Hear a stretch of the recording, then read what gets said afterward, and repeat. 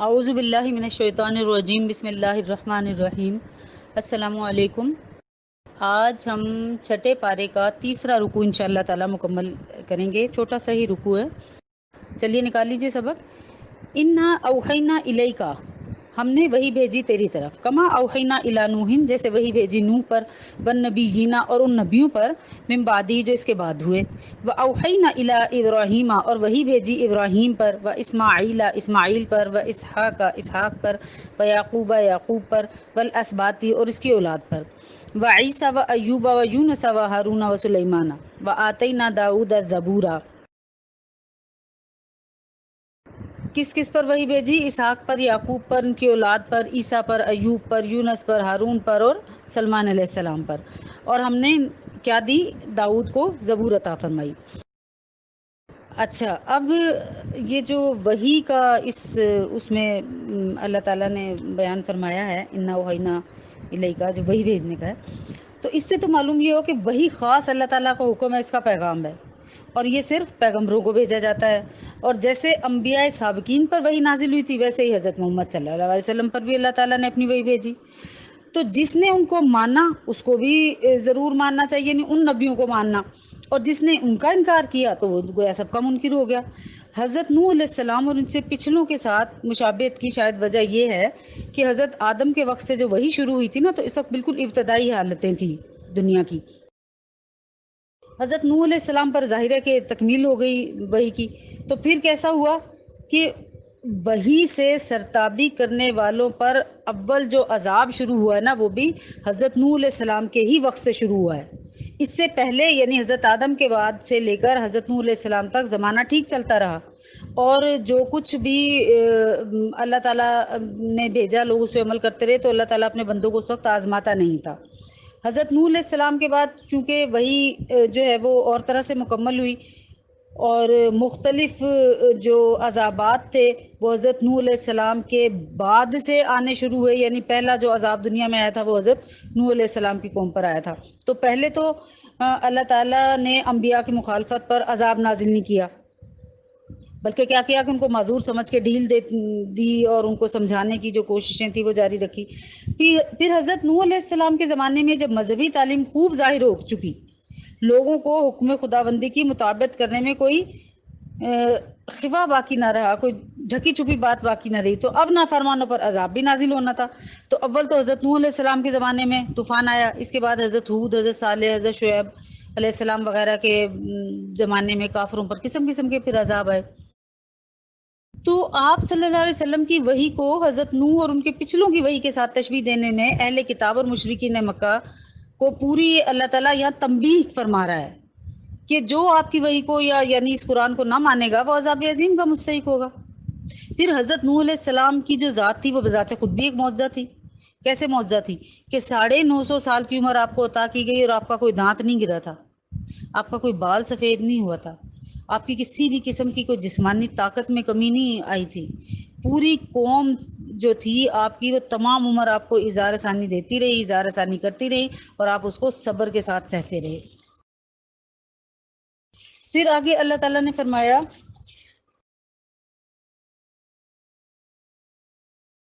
وَرُسُولًا قَدْ قَصَصْنَاهُمْ عَلَيْكَ، اور بھیجے ایسے رسول جن کا احوال ہم نے تجھ کو سنایا، من قبل جو اس سے پہلے تھے، وَرُسُولًا لَمْ نَقْصُصْهُمْ، اور وہ رسول جن کا احوال یا قصہ تجھے نہیں سنایا، علیکا تجھ کو، وَكَلَّمَ اللَّهُ موسیٰ تکلیما، اور اللہ تعالیٰ نے موسیٰ سے بول کر یا کلام جو ہے نا وہ کیا، اللہ تعالیٰ نے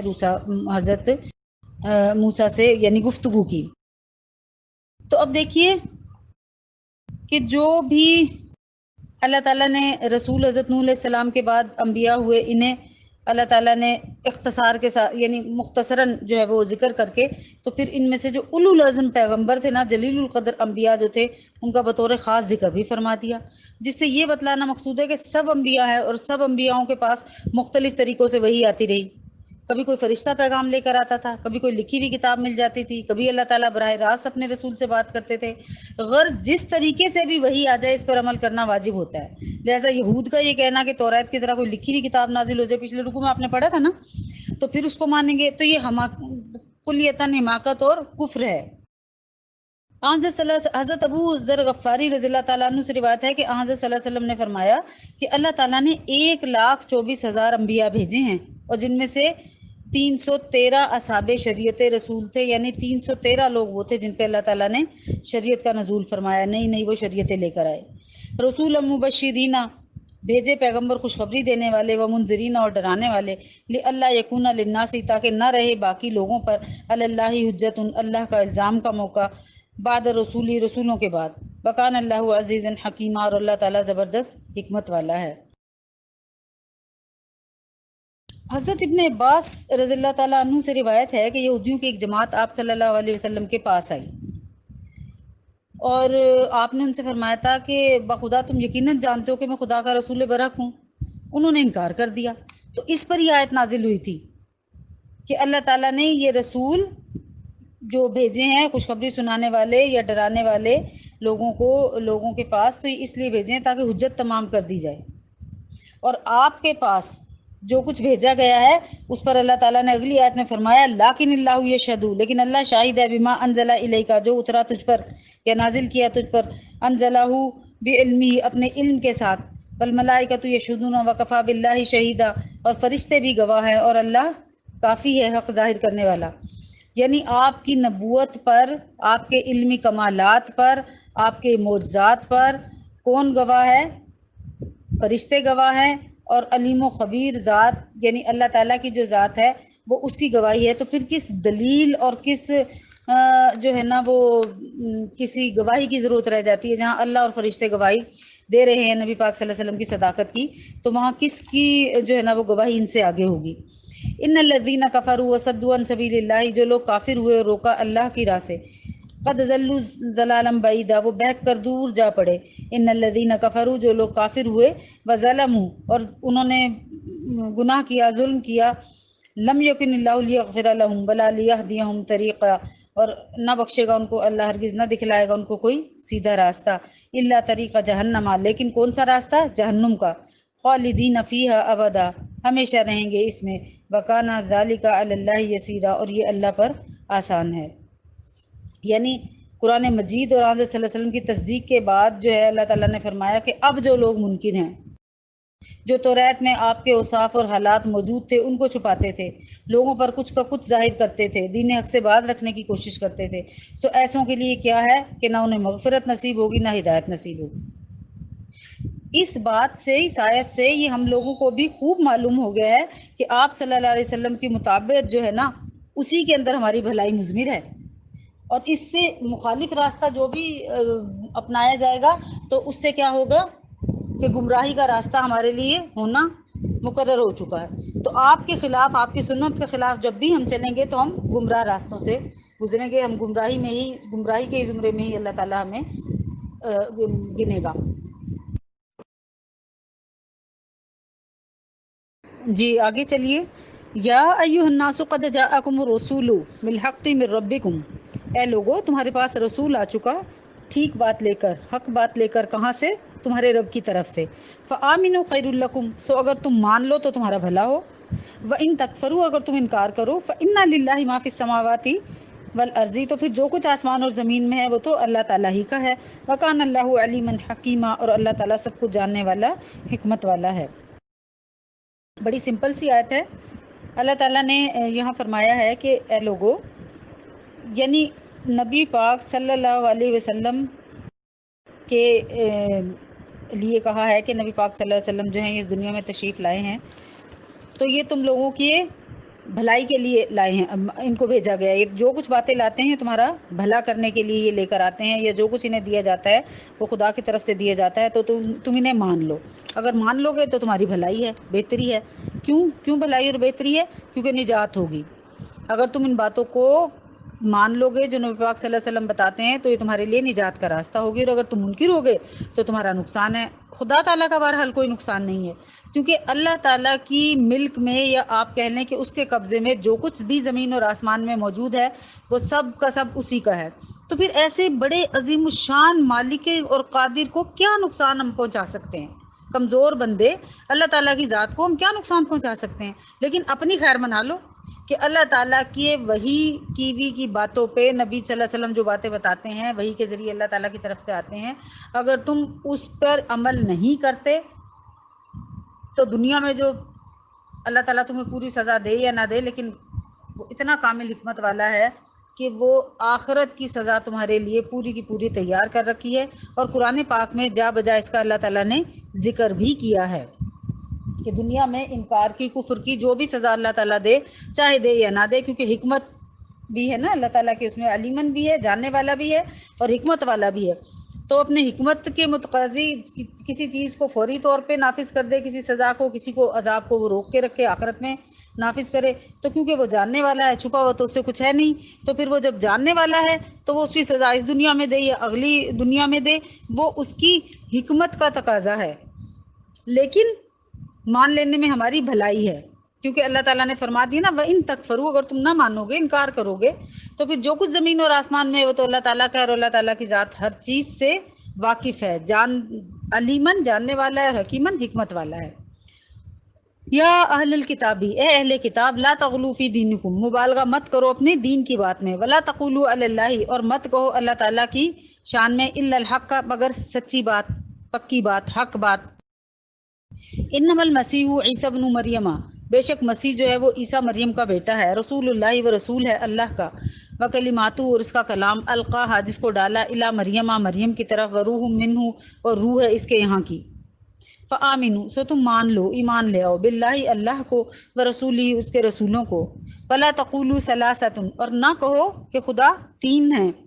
ان انتہو، اس بات کو چھوڑ دو، اس سے باز آ جاؤ، خیر لکم، تو یہ تمہارے لیے بہتر ہوگا، انما اللہ الہ واحد، بے شک اللہ معبود ہے، اکیلا ہے، سبحانہ ان یکون لہ ولد، اس کے لائق نہیں ہے اس کے کہ کوئی اولاد ہو، لہ ما فی السماوات و ما فی الارض، اسی کا ہے جو کچھ آسمانوں میں ہے اور زمین میں، وکفا باللہ وکیلا، اور اللہ کافی ہے کارساز۔ اب دیکھیے جو پچھلی آیتیں تھی اس میں یہود کو خطاب تھا نا، ان کی گمراہیوں کا ذکر تھا، اسی کی تفصیل تھی۔ اب اس آیت میں جو میں نے ایک ہی آیت تلاوت کی ہے، ذرا طویل ہے، کہ اس میں اللہ تعالیٰ نے نصارہ کو خطاب کیا، اور خطاب کر کے جو ان کی بد اعتقادیاں خدا اور حضرت عیسیٰ کے متعلق ہیں، ان کے باطل خیالات کی اللہ تعالیٰ نے تردید کی ہے۔ اب یہاں پہ جو عام طور پر جو کسی بچے کی پیدائش میں دو عوامل کار فرما ہوتے ہیں، ایک عامل نطفہ ہے، دوسرا اللہ تعالیٰ کا کلمہ کن فرمانا، جس کے بعد وہ بچہ وجود میں آ جاتا ہے۔ تو حضرت عیسیٰ علیہ السلام کے حق میں چونکہ پہلا جو عامل ہے نطفہ، تو وہ تو تھا نہیں، تو اللہ تعالیٰ نے اپنی طرف اس کو نسبت کر کے کلمت اللہ کہا کہ یہ اللہ تعالیٰ کے کلمے کی پیداوار ہیں، گویا اللہ تعالیٰ نے بغیر مادی اسباب کے واسطے کے صرف کلمہ کن سے ان کو پیدا فرما دیا، اور اللہ تعالیٰ نے یہ کلمہ جو تھا حضرت مریم علیہ السلام تک پہنچا دیا، جس کے نتیجے میں حضرت، اور یہ فرشتوں کے ذریعے پہنچایا تھا، آپ نے پڑھا بھی ہے پیچھے، تو ان کے نتیجے میں حضرت عیسیٰ علیہ السلام کی پیدائش عمل میں آ گئی۔ پھر یہاں پہ دیکھیے روح بھی کہا اللہ تعالیٰ نے، روح منہ، اس میں دو باتیں قابل غور ہیں، ایک یہ کہ حضرت عیسیٰ علیہ السلام کو روح کہنے کے کیا معنی ہے، دوسرے یہ کہ اللہ کی طرف سے جو اس کی نسبت کی گئی ہے اس روح کی، تو اس کی نسبت کا کیا مطلب ہے۔ تو اس سلسلے میں مفسرین کے ذرا متعدد اقوال ہیں، تھوڑا میں ایک دو کا آپ کو بتا دیتی ہوں، کہ بعض لوگوں نے فرمایا ہے کہ عرف کا قاعدہ یہ ہے کہ جب کسی شے کی طہارت اور پاکیزگی کو بیان کرنا ہوتا ہے نا، تو مبالغے کے لیے اس پر روح کا اطلاق کر دیا جاتا ہے، مطلب اگر ہم کسی کی پاکیزگی یا طہارت، تو ہم کہتے ہیں روح کی طرح پاک ہے بھئی وہ تو حضرت عیسیٰ علیہ السلام کی پیدائش میں چونکہ کسی باپ کے نطفے کا دخل نہیں تھا، اور صرف اللہ تعالیٰ کے ارادہ کلمہ جو کن کا نتیجہ وہ تھے، اسی لیے اپنی طہارت اور نظافت میں بھی درجہ کمال کو پہنچے ہوئے تھے، اسی وجہ سے عرف کے محاورہ کے مطابق ان کو روح کہا گیا، اور اللہ تعالیٰ کی طرف جو ان کی نسبت کی گئی نا، وہ کس لیے کی گئی کہ تعظیم اور تشریف کے لیے، جس طرح مساجد کی تعظیم کے لیے ان کی نسبت اللہ کی طرف کر دی جاتی ہے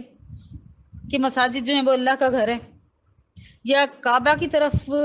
جو نسبت کی جاتی ہے وہ بھی اللہ کی طرف کی جاتی ہے نا کہ یہ بیت اللہ ہے، اللہ کا گھر ہے، اللہ کی ساری مسجدیں اللہ کا گھر ہے۔ تو یا آپ عرفاً چلیں، یہ دو نہ سمجھ آئے آپ کو مثال، تو آپ یہ سمجھیے کہ اگر کسی بندے اطاعت شار بندے کی نسبت جو ہے نا وہ اللہ کی طرف کر کے اس طرح بلانے کا طریقہ یہ ہوتا ہے کہ اس کو کہا جاتا ہے کہ عبداللہ ہے، اللہ کا بندہ ہے، کہ نسبت اس کی کس کے ساتھ جوڑ دی؟ اللہ تعالیٰ کے ساتھ۔ پھر بعض حضرات نے یہ فرمایا کہ حضرت عیسیٰ علیہ السلام کی جو بعثت تھی نا، یعنی ان کی جو پیدائش کا مقصد تھا وہ یہ تھا کہ لوگوں کی مردہ دلوں میں روحانی حیات ڈال کر پھر زندہ کر دیں، چونکہ وہ روحانی حیات کا سبب تھے، جس طرح روح جسمانی حیات کا سبب ہوتی ہے، اسی اعتبار سے ان کو روح کہا گیا، جیسا کہ خود قرآن کریم کے لیے بھی یہ لفظ استعمال کیا گیا ہے، وَكَذَلِكَ أَوْحَيْنَا إِلَيْكَ رُوحًا مِّنْ أَمْرِنَا، اور اسی طرح ہم نے وحی کی تیری طرف اپنی روح اپنے حکم سے، یعنی قرآن پاک، کیونکہ قرآن جو ہے وہ بھی روحانی حیات بخشتا ہے نا، روحانی طور پہ مردہ لوگوں کو زندہ کرتا ہے۔ ہم اب تک مردہ ہی تھے نا، پتہ ہی نہیں تھا اللہ تعالیٰ نے کیا کہا ہے قرآن میں۔ اب ہم آہستہ آہستہ آہستہ آہستہ حیات کی طرف آ رہے ہیں نا، جیسے جیسے ترجمہ ہم پڑھتے جا رہے ہیں، تفسیر پڑھتے جا رہے ہیں، اپنے اندر ایک نئی زندگی محسوس نہیں آپ نے کی؟ آج آپ چھٹے پارے پہ ہیں کہ لگتا ہے کہ جو پیچھے وقت گزارا خواہ فضول ہی گزار دیا، تو ایک نئی روح جو ہمارے اندر پھونکی گئی ہے وہ اسی قرآن پاک کو اللہ تعالیٰ نے روح من امرنا کہا۔ پھر بعض نے یہ بھی فرمایا کہ روح کا استعمال راز کے معنوں میں بھی ہوتا ہے نا، روح راز ہے نا، کسی نے آج تک اس کو دیکھا نہیں ہے پر ہوتی ہے۔ تو حضرت عیسیٰ السلام جو تھے وہ اپنی عجیب و غریب پیدائش کی وجہ سے اللہ تعالیٰ کی ایک نشانی اور راز تھے، اس لیے انہیں روح اللہ کہا گیا۔ بہرحال یہاں پہ جو نصارہ کا یہ عقیدہ تھا، بلکہ عقیدہ اس میں آیت کے اگلے حصے میں آ رہا ہے کہ وہ 3 میں کا تیسرا جو ہے اس کا رد اللہ تعالیٰ نے کہا کہ وَلَا تَقُولُوا ثَلَاثَةٌ، مت کہو انہیں 3، یہ 3 میں کا تیسرا۔ نزول قرآن کے وقت نصارہ کے جتنے بڑے بڑے فرقے تھے نا وہ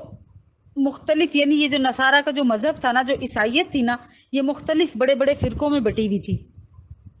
اور ان کے جو عقیدے تھے وہ جدا جدا تھے۔ ایک فرقہ کہتا تھا کہ مسیح جو ہیں وہ خود عین خدا ہیں، حضرت عیسیٰ خدا ہیں، اور خدا کی شکل جو ہے وہ مسیح علیہ السلام خدا کی شکل لے کے، یعنی خدا حلول کر گئے ہیں مسیح علیہ السلام میں، اور لہٰذا اب یہ جو مسیح ہے یہ خدا ہی ہے، دنیا میں چلتا پھرتا ہے خدا ہی نظر آ رہا ہے، نعوذ باللہ۔ اچھا، ایک فرقہ یہ کہتا تھا کہ یہ جو مسیح ہے نا، جو یعنی حضرت عیسیٰ علیہ السلام ہے، وہ اللہ کے بیٹے ہیں، ابن اللہ، اللہ کے بیٹے ہیں۔ یہاں بھی کفر ہو گیا نا، شرک ہو گیا، اللہ تعالیٰ کی ذات کا حصہ قرار دے دیا۔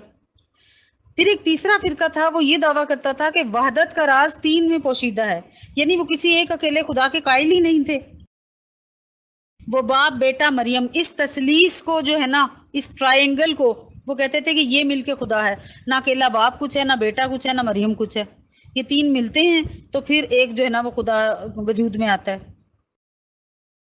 غرض یہ لوگ حضرت عیسیٰ علیہ السلام کو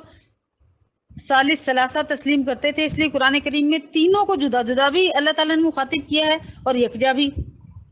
اور نصارہ پر یہ واضح کر دیا کہ حق تو ایک ہی ہے، اور وہ یہ ہے کہ مسیح علیہ السلام مریم علیہ السلام کے بطن سے پیدا شدہ ایک انسان ہے اور خدا کے سچے رسول ہیں، بس اس کے علاوہ کوئی حیثیت نہیں ہے ان کی، نہ وہ خدا تعالیٰ کا حصہ ہے کہ ان کا بیٹا ہے، نہ وہ خدا تعالیٰ کی شکل ہیں کہ خدا ان کے اندر حلول کر گیا ہے، وہ کیا ہیں؟ خدا کے بھیجے ہوئے ایک رسول ہیں، اور سب سے پہلے کیا ہیں؟ وہ مریم کے بطن سے پیدا ہوئے ہوئے ایک عام انسان ہیں، اس کے بعد ان کو اللہ تعالیٰ نے رسول کا درجہ دیا، اور اس سے زیادہ جو بھی کچھ کہا گیا ان کے عقیدوں میں، نصارہ کے عقیدوں میں، وہ سب باطل اور لغو ہے، چاہے وہ افراد یا تفرید ہو سکی عقیدے میں۔ تفرید کیسے ہے کہ یہ جو یہود تھے یہ کہا کرتے تھے کہ نعوذ باللہ وہ تو شعبدہ باز ہے، مفتری ہے، گھڑنے والا ہے، اور نصارہ جو تھے وہ کس طرح افراد کیا کرتے تھے کہ وہ خدا ہیں یا خدا کے بیٹے ہیں یا 3 میں کے تیسرے ہیں۔ تو اللہ تعالیٰ نے قرآن کریم کی بے شمار آیات میں ایک طرف تو نصارہ اور یہود کی گمراہی کو واضح کیا، اور دوسری طرف حضرت عیسیٰ علیہ السلام کی جو بلند ترین شان ہے اللہ تعالیٰ کے یہاں، ان کا مقام ہے، اس کو واضح فرما دیا، تاکہ افراط و تفرید کی کج راہوں سے نکل کے معتدل راستہ جو ہے وہ نمایاں ہو جائے، اس کو اپنایا جائے۔ کیا راستہ ہے؟ کہ وہ اللہ تعالیٰ کے بندے ہیں، عبد ہیں، اور اس کے رسول ہیں، بس۔ پھر فرمایا لہو ما فی السماوات ما فی الارض وکفی باللہ وکیلا، یعنی آسمان اور زمین میں اوپر سے نیچے تک جو کچھ ہے سب اس کی مخلوق، اس کی مملوک ہیں، اس کے بندے ہیں. پھر اس کا شریک یا بیٹا کون کیسے ہو سکتا ہے؟ اللہ تعالیٰ سب کام بنانے والا ہے، سب کی جو کار سازی کے لیے وہی اکیلا کافی ہے بس، پھر کسی دوسرے کی حاجت ہی نہیں ہے. پھر بتلائیے اس کو شریک یا بیٹے کی حاجت کیسے ہو سکتی ہے؟ پھر کسی مخلوق میں اس کے شریک بننے کی قابلیت اور لیاقت بھی نہیں ہے، نہ اس کے ذات پاک میں اس کی گنجائش ہے کہ وہ کسی کو اپنے اولاد بنائے یا اپنے کاموں میں کسی کو شریک کرے، نہ اس کی کوئی اس کو حاجت ہے. تو معلوم یہ ہوا کہ مخلوقات میں سے کسی کو خدا کا شریک یا بیٹا کہنا دراصل اس کا کام ہے جو ایمان اور عقل دونوں سے محروم ہو. اور دین میں غلو کرنا حرام ہے. لا تغلو فی دینکم، غلو نہ کرو دین میں. یعنی دین کے بارے میں غلو یہ ہے کہ دین میں جس چیز کی جو حد مقرر کی گئی ہے اس سے آگے نکلا جائے. یہود و نصارہ غلو کرتے تھے نا، ایک نے مانا ہی نہیں، ایک نے اس کو خدائی بنا دیا. پھر خلاصہ یہ ہوا کہ نبی جو حضرت عیسیٰ علیہ السلام ہیں وہ خدا تعالیٰ کے بندے ہیں، بشر ہیں، رسول ہیں، بس اس کے علاوہ ان کو اور کوئی تیسرا مقام نہیں ہے. نہ وہ خدا کی اولاد ہیں، نہ وہ خدا کے ساتھ شریک ہیں، نہ تین میں کا تیسرا ہے. چونکہ نصارہ اتنا غلو کیا کرتے تھے نا کہ ان کو خدا بنا دیا یا خدا کا بیٹا بنا دیا، اسی لیے بخاری میں ایک روایت ہے کہ نبی پاک صلی اللہ علیہ وسلم نے فرمایا کہ میری مدح اور ثنا میں ایسا مبالغہ نہ کرو جیسا نصارہ نے عیسیٰ بن مریم کے معاملے میں کیا. خوب سمجھ لو کہ میں اللہ کا بندہ ہوں، اس لیے تم مجھ کو اللہ کا بندہ اور رسول کہا کرو. اس سے ذرا ہم مسلمان بھی اپنے عقائد کو درست کر لیں کہ ہمیشہ جو ان کے لیے وہ غیب کا علم ہم ثابت کرتے ہیں، نعوذ باللہ کہ ہمیشہ انہیں غیب کا علم ہے، یہ بھی انتہائی غلط ہے، کفر ہے یہ بات. اللہ تعالیٰ کے برابر بٹھانا ہے نبی کو. تو اللہ تعالیٰ نے ایک حد مقرر کر رکھی ہے کہ نبیوں کا جو ہے وہ لیول کہاں تک ہے، اور جو خدا ہے وہ تو ہے ہی خدا، ساری خدائی اسی کی ہے. پھر جو یہ جو غلو ہے نا دین میں، یہ ہم مسلمانوں کے لیے بھی تھوڑا سا میں چلیں آپ کو بتا دوں. فی الحال تو نصارہ اور ان کی بات ہو رہی ہے کہ دیکھیے اپنی طرف سے دین میں کچھ بھی شامل کر لینا اور اس کو دین کا حصہ سمجھنا، یہ غلو ہے. رسول اللہ صلی اللہ علیہ وسلم نے عبادات، معاملات اور معاشرت سبھی چیزوں میں اپنے قول اور عمل سے اعتدال کی جو حدود مقرر فرما دی ہیں نا، ان سے پیچھے رہنا کوتاہی اور آگے بڑھنا گمراہی ہے. یعنی جن چیزوں کے لیے انہوں نے جن اعمال کو مقرر فرما دیا انہیں ہم نہیں کرتے تو ہم کوتاہی کرتے ہیں، اور اگر ان اعمال سے آگے بڑھ جاتے ہیں تو پھر ہم گمراہی کرتے ہیں، گمراہی میں پڑ گئے. اسی لیے آپ صلی اللہ علیہ وسلم نے بدعات اور نئی باتوں کو، دین میں نئی چیزوں کو جسے محدثات کہا جاتا ہے فقہ کی زبان میں، انہیں بڑی شدت کے ساتھ آپ نے روکا ہے. ارشاد فرمایا ہے کلو بدعت ضلالۃ و کلو ضلالۃ فی النار، ہر بدعت گمراہی ہے اور ہر گمراہی کا انجام جہنم ہے، دوزخ ہے، آگ ہے. بدعت اسی چیز کو کہا جاتا ہے جو حضرت صلی اللہ علیہ وسلم کے قول اور عمل میں صراحتاً یا اشارتاً موجود نہ ہو. اب اگر ہر آنے والی نسل کچھ اعمال کو دین کا حصہ بناتی چلی جائے، دراصل دین میں جو چیز نہیں ہے اس کا رواج دینے کو اسی لیے کنڈیم کیا جاتا ہے کہ جو شروع اس چیز کو کرتا ہے وہ تو یہ جان کے کرتا ہے کہ دیکھیں اس میں دین کا کوئی حصہ نہیں ہے، یہ ہم خود ایک نیک عمل کر رہے ہیں. لیکن جو آنے والی نسلیں ہیں وہ آہستہ آہستہ آہستہ آہستہ اپنے بڑوں کو دیکھتے دیکھتے دیکھتے وہ نسل در نسل ایک چیز چلتی چلی جاتی ہے، اور جو تیسری چوتھی نسل آتی ہے اس کو دین اور جو ان کے بزرگوں نے کچھ اچھے طریقے رائج کیے انہیں ان میں کوئی فرق ہی نہیں پتہ لگتا، وہ ساری چیزوں کو دین کا حصہ سمجھتے ہیں، لہٰذا غلو میں مبتلا ہو گئے. اسی لیے افسوس کی بات ہے کہ رسول اللہ صلی اللہ علیہ وسلم کے اس قدر اہتمام اور شریعت کی اتنی پابندیوں کے باوجود آج امت مسلمہ اسی غلو کا بری طرح شکار ہے. دین کے بارے میں جگہ جگہ نئی نئی چیزیں ہم نے دین کا حصہ سمجھ کر اپنے اوپر لازم و ملزوم کر رکھی ہے، اور جو نہیں کرتا اس کو ہم بے دین سمجھتے ہیں.